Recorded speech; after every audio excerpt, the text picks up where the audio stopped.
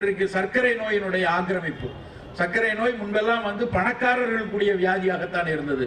87 90களில் நான் படித்துக் கொண்டிருக்க காலத்தில் சர்க்கரை நோய் பற்றிய கேள்விக்கு என்னன்னா, சர்க்கரை நோயினுடைய இன்னொரு பெயர் என்னன்னா ரிச் மேன் டிசீஸ், பணக்காரர்களுடைய வியாதி. நாங்கள் எல்லாம் சொல்வோம், முந்திரி பருப்பை மாலையில் வறுத்து தின்பவர்களுக்கு, இல்லை என்றால் முட்டில் மட்டுமே பசி எடுப்பவர்களுக்கு மட்டும்தான் இந்த வியாதி வரும். நல்லா ஓடி ஆடி வேலை செய்யறவர்களுக்கு இந்த பிரச்சனையை பற்றி பயப்பட வேண்டியதில்லைன்னு 85களில் நாங்கள் எங்களுடைய நோயாளிகளிடம் பேசியது எனக்கு இன்றைக்கும் நினைவிருக்கிறது. ஆனால் இன்றைய நிலைமை அப்படி அல்ல. எல்லா நபர்களுக்கும் ஒரு விளிம்பு நிலையில் இருக்கக்கூடிய மனிதராக இருந்தாலும் சரி, ஓடி ஓடி உழைத்துக் கொண்டிருக்கக்கூடிய மனிதர்களாக இருக்கிறோம் சரி, அத்தனை பேருக்கும் சர்க்கரை வியாதியினுடைய ஒரு வீச்சு மிகப்பெரிய அளவில் இருக்கிறது. இங்கிலாந்தில் ஒரு மருத்துவ கருத்தரங்கிற்காக போயிருக்கிறேன். அந்த மருத்துவ கருத்தரங்கு சர்க்கரை வியாதி பற்றிய மருத்துவ கருத்தரங்கு. அதுல ஒரு தமிழர் ஒருத்தர் அதனுடைய யூரோப்பியன் யூனியனுடைய மெடிக்கல் பாலிசி டெரிவிங்ல முதல் நிலையில இருக்கிறாரு. அவர் பேசுகிறார். அவர் என்ன சொல்றாருன்னா, சர்க்கரை பத்தி அத்தனை பேரும் விவாதித்துக் கொண்டிருக்கிறார். அவர் சொல்கிறார், ரொம்ப வெளிப்படையாக, ரொம்ப சிம்பிளா ஒரு லாஜிக் சொல்றாரு. நீ ஆசியனா, உனக்கு ஆசிய மரபு இருக்கிறதா? ஒண்ணு உங்களுடைய தாத்தா சர்க்கரை வியாதியாளரோட இருக்கணும், இல்லைன்னா உங்க பேர பிள்ளை சர்க்கரை வியாதியோட இருக்கணும். நடுவுல உங்களுக்கு இருக்கலாம், இல்லாம இருக்கலாம். இன்னும் அடுத்த 50 ஆண்டுகளில் ஒட்டுமொத்த ஆசிய மரபுக்கும் சர்க்கரை வியாதி உண்டு அப்படின்னு சொல்லி அவருடைய புள்ளி விவரத்தை சொல்கிறார். அதையெல்லாம் பார்க்கும் பொழுது நமக்கும் தெரியுது, இன்னைக்கு பக்கத்து வீடு, அடுத்த வீடு, நம்ம வீடு, எல்லார் வீட்டிலும் சர்க்கரை வியாதி பெருகு ஓடிட்டு இருக்கு. முன்பெல்லாம் ஒரு கப்பு காஃபி கொடுத்தாங்கன்னா, காஃபி கொடுத்த உடனே கொடுக்கும் போதே டிகாஷன் கொஞ்சம் கூட வேணுமா, பால் கொஞ்சம் குறைய வைக்கணுமா, சூடு எப்படி இருக்கணும், அப்படிதான் முதல் கேள்வி இருக்கும் வீட்டுக்கு வர்றவங்கள்ட்ட. இன்றைக்கு ஒரு கோப்பை காஃபியை கொடுக்கறதுக்கு முன்னாடி முதல் கேள்வி என்ன கேட்கறாங்க? சர்க்கரை போடணுமா, போட வேண்டாமா? இதான் முதல்ல கேட்டு. அந்த அளவுக்கு சர்க்கரை வியாதி பெருக்கெடுத்து இருக்குங்கிறது நமக்கு எல்லாருக்கும் தெரியும். ஆனால் அப்படி சர்க்கரையை தாண்டி மௌனமாக மிக அதிக அளவில் அதிகரித்துக் கொண்டிருக்கக்கூடிய ஒரு வியாதி இன்றைக்கு புற்றுநோய். இந்த புற்றுநோய் முன்பெல்லாம் எங்கேயோ எப்போதோ எங்கேயோ ஒன்று கேள்விப்படுவோம், பதறி போவோம். தமிழ் திரைப்படங்கள்ல மட்டும்தான் நாம் பார்த்த விஷயமாக இருந்தது. ஆனால் இன்றைக்கு பெருவாரியாக ஆங்காங்கே கேள்விப்படக்கூடிய ஒரு விஷயமா மாறிக்கொண்டிருக்கிறது. அதுவும் குறிப்பாக பெண்களின் மார்பக புற்றுநோய் ஒரு காலத்தில் மருத்துவ தரவுகள் படி 60 வயதில் வரும் அப்படிங்கிற ஒரு புள்ளிவரம் உண்டு. பாலூட்டாத, திருமணமாகாத, கருத்தரிக்காத, பாலூட்டாத மகளிருக்கு வரக்கூடிய வாய்ப்புகள் அதிகம் என்றுதான் மருத்துவ தரவுகள் இருந்துச்சு. ஆனால் 2012-13 வெளியான அறிக்கை என்ன சொல்லுதுன்னா, 60-70 வரணும் அவசியம் இல்ல, இன்றைக்கு இந்தியாவில் மிகப்பெரிய அளவில் மார்பக புற்றுநோய் வர்றது 30 முதல் 40 வயது வரை அப்படின்னு சொல்ல ஆரம்பிச்சிருக்காங்க. கிட்டத்தட்ட பரிசோதிக்கக்கூடிய நபர்கள் 50% மேற்பட்டவர்களுக்கு இந்த புற்றுநோய் ஒன்று வந்திருக்கிறது அல்லது வருவதற்கான வாய்ப்புகள் இருக்கிறதுங்கிற அளவுக்கு அதிகரித்து கொண்டே இருக்கிறது. ஒரு காலத்தில் பெண்களுக்கு மிக அதிக புற்றுநோயாக இருந்ததுங்கிறது கருப்பையினுடைய கழுத்து பகுதியில வர்ற புற்றுநோய். இன்றைக்கு அது குறைந்து இன்றைக்கு பெண்களுக்கு மிக அதிகமாக வருகிறது மார்பக புற்றுநோய்ங்கிற புள்ளி வரம் வந்திருக்கு. ஏன் இப்படி இவ்வளவு புற்றுநோய் அதிகரிக்குது, சர்க்கரை நோய் அதிகரிக்கிறது? 30 வயதுகளில் நடக்கக்கூடிய மாரடைப்புகள் பற்றி எங்கெங்கயோ கேள்விப்படுறோம். உளவியல் நோய்கள் பெருகி கொண்டே போது, நாள்பட்ட நுரையீரல் நோய்கள் மிகப்பெரிய அளவில் இருக்கு. எதனால் இந்த மாதிரியான தொற்றாத வாழ்வியல் நோய்கள் கூடிக்கொண்டே போகிறதுன்னு பார்த்தோம்னா 3 முக்கியமான விஷயங்கள். மருத்துவ காரணங்கள்ல மரபணு காரணங்களை தாண்டி பார்த்தோம்னா 3 விஷயங்கள் மிக முக்கியமா இருக்கு. ஒன்னு உணவு, முதல் விஷயம் உணவு, இரண்டாவது மனம், மூன்றாவது சுற்றுச்சூழல். இந்த 3 விஷயங்களில் நடக்கக்கூடிய அக்கறையின்மையும், இந்த 3 விஷயங்களில் நடத்தப்படக்கூடிய வன்முறைகளும் தான் இந்த மாதிரி நோய் கூட்டங்கள் மிகப்பெரிய அளவில் பெருகி இருப்பதற்கான மிக முக்கியமான காரணம். இதில் மனம் முழுக்க முழுக்க நுகர்வோர் கலாச்சாரத்தில் சிக்கி கொண்டிருக்கிறது. எது சந்தோஷம், எது களிப்பு, எது குதூகலம், எது மன மகிழ்ச்சின்னு ஒருவித புரிதலும் இல்லாமல் ஒட்டுமொத்தமாக மனம் நுகர்வோர் கலாச்சாரத்தில் சிக்கி கொண்டு, யாரோ வணிகத்திற்காக இதுதான் சந்தோஷம், இதுதான் களிப்பு என்று வரையறுத்து சொல்லக்கூடிய விஷயங்களுக்குள்ள போய் முழுமையா நாம் சொருகி கொண்டு அதைத்தான் களிப்பு என்று பல்வேறு சிக்கலுக்கு நாமே வழிவகுத்துக் கொண்டிருக்கிறோம். சூழலில் நடக்கக்கூடிய வன்முறைகளை பார்த்தால் இன்றைக்கு நடக்கக்கூடிய இயற்கை பேரிடர் நம்மெல்லாம் பார்த்து மிக மிக வேதனைப்பட்ட காலம் சமீபத்தில் தான் நடந்துச்சு. அதையெல்லாம் இயற்கை பேரிடர் என்று ஒரு பக்கம் சொன்னாலும் அதில் பெரும்பாலும் அந்த பேரிடர்கள் நடந்ததெல்லாம் மனிதன் செய்த குற்றங்கள்னால. அதில் நடந்தக்கூடிய அத்தனை பிரச்சனைகளுக்கும் மனிதன் தான் பிரச்சனைக்காக இருந்தான். அப்படி இருக்கும்போது சூழலில் நடக்கக்கூடிய வன்முறைகளும் மனதில் அதனுடைய புரிதல் இல்லாமல் போனதும் மிக முக்கியமான காரணங்கள். அதை பற்றி வேறு தளத்தில் பேசலாம். நம் கையில் உள்ள விஷயம் அப்படிங்கிறது உணவு.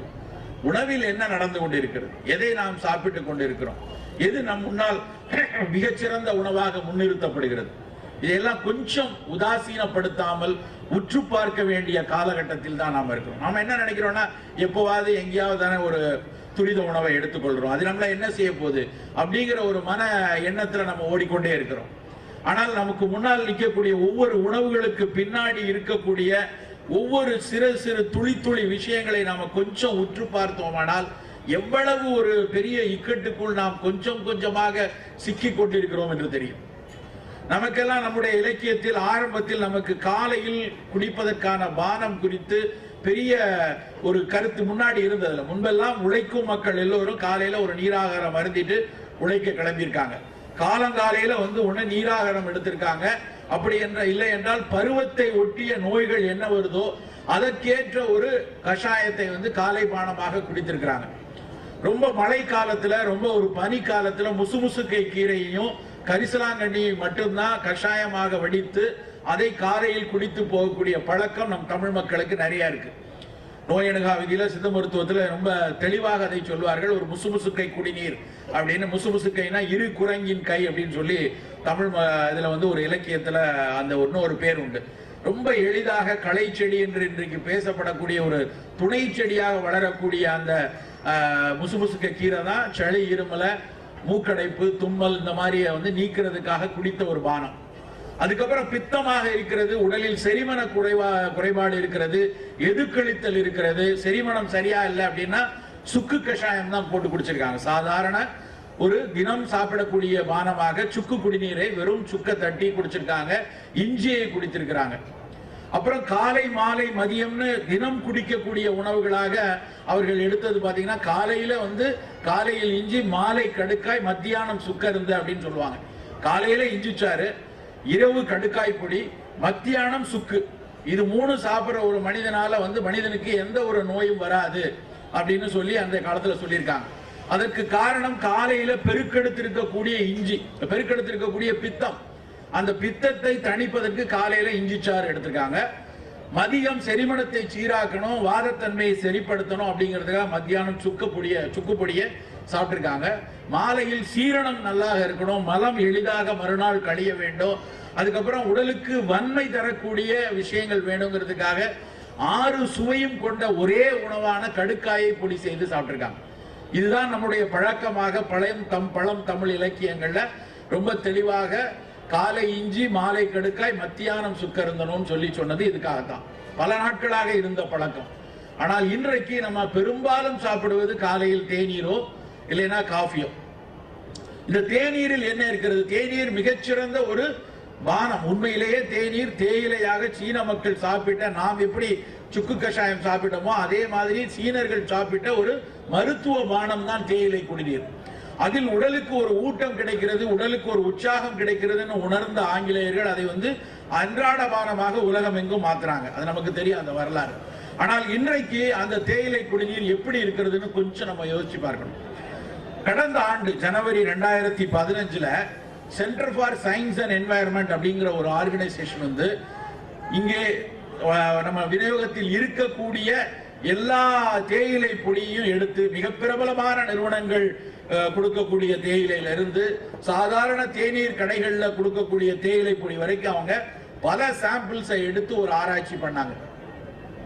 அந்த ஆராய்ச்சியின் முடிவை கடந்த ஆண்டு ஜனவரி மாதம் வெளியிட்டார்கள். அவங்க என்ன சொன்னாங்க அப்படின்னா, நாம சாப்பிடக்கூடிய ஒவ்வொரு கோப்பை தேநீரிலும் உலக நாடுகள் தடை செய்து வைத்திருக்கிற 13 வகையான நச்சு ரசாயனங்கள் கலந்திருக்கிறது. அவையெல்லாம் பூச்சிக்கொல்லி என்ற பெயர்ல உள்ளே நுழைந்த ரசாயனங்கள் அப்படின்னு ஒரு அறிக்கையை வெளியிடுறாங்க. உண்மையிலே எவ்வளவு வேதனையாக இருக்கிறதுனா, ஒரு விளிம்பு நிலையில் இருக்கக்கூடிய ஒரு சாதாரண ஏழை தொழிலாளி தன்னுடைய உடல் நலம் அடுத்த வேலை செய்வதற்காக உடலை ஊக்குவிக்கிறதற்காக எடுக்கக்கூடிய பானத்தில் இருந்து எந்த தளத்தில் இருக்கக்கூடிய மனிதராக இருக்கட்டும் களைப்பை நீக்குவதற்காக சாப்பிடக்கூடிய முதல் ஒரு பானம் அப்படின்னா அது தேயிலை தான். அந்த தேயிலையில இவ்வளவு ஒரு கொடூரம் நடந்து கொண்டிருக்கிறது. அது அந்த ரிசல்ட் வந்த உடனே ஒட்டுமொத்த பிரபல நிறுவனங்கள்லாம் போய் கூச்சல் அடித்தார்கள். நாங்கள்லாம் குட் மேனுஃபேக்சரிங் பிராக்டிஸ் பண்றோம், குட் அக்ரிகல்ச்சர் பிராக்டிஸ் பண்றோம், அப்படி எல்லாம் வந்து ரெசிடியூஸ்லாம் கிடையாது. நாங்க உடனடியாக அந்த ஆய்வை முன்னின்று செய்த டாக்டர் சுனிதா நாராயணன் அவங்க தான் வந்து கோக் பெப்சில நிறைய பூச்சிக்கொல்லி துணுக்குகள் இருக்குன்னு சொன்னவங்க. அந்த அம்மா உடனே அறிக்கை வெளியிட்டாங்க, எங்க கிட்ட அத்தனை தேயிலை தூளுக்கும் பேட்ச் நம்பரோட எவிடன்ஸ் இருக்கு. யாருக்கு அந்த எந்த நிறுவனமுடைய இதை நாங்கள் சோதித்தோன்னு உங்களுக்கு தெரியணும்னா நாங்க நாளிதெல்லாம் அந்த பேட்ச் நம்பரோட வெளியிட தயார்னு அறிக்கை விட்டாங்க. உடனே கப்பு சிப்புன்னு எல்லாரும் அமைதியாயிடுச்சு. நண்பர்களை யோசித்து பாருங்க, நாம வந்து இன்னைக்கு நிறைய பேருக்கு பூச்சிக்கொல்லி துணுக்குகள் பற்றிய பயம் இருக்கிறது. நம்ம வீட்டில் வெண்டைக்காய் வாங்கினாலோ இல்ல அவரைக்காய் வாங்கினாலோ கத்திரிக்காய் வாங்கினாலோ போட்டு கழுவுன்னு கழுவி அதுக்கப்புறம் துணியை வச்சு தொடச்சு, அப்புறம் முடிஞ்சா சில பேர் உப்பு தண்ணியில கழுவி, சில பேர் வெந்நீர்ல கழுவி தொடச்சு அதுக்கப்புறம் தான் பொரியலோ கூட்டோ செய்யறோம். யாரெல்லாம் வீட்டில் நம்ம தேயிலையை கழுவுன்னு கழுவி அதுக்கப்புறம் அதில் உள்ள துணுக்குகள்லாம் போறதுக்கு துணி வச்சு தொடச்சு செய்யறோம்னு கொஞ்சம் யோசிச்சு பாருங்க. அப்படி செய்வதற்கான வாய்ப்பே கிடையாது. அத்தனை தேயிலையும் நம்ம நேரடியாக அதுல வந்து வெந்நீரை ஊத்தி இன்ஃபியூஷன் எடுத்து தான் நம்ம குடிக்கிறோம்.